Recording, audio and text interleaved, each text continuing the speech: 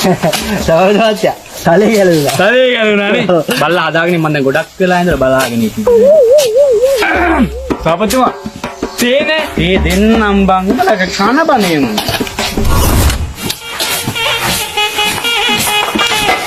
අන්න මිනිස්. බලලා ඉගෙන.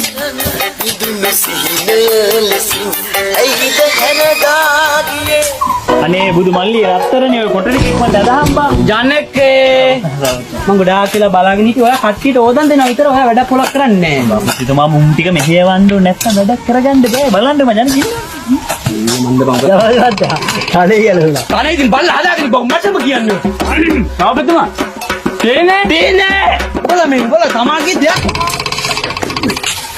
සෝ එනවුස් එකක් කියව කොහොම වට්ටල ඔබ වරික සමිතියේ ලියුමක් ඉල්ලලා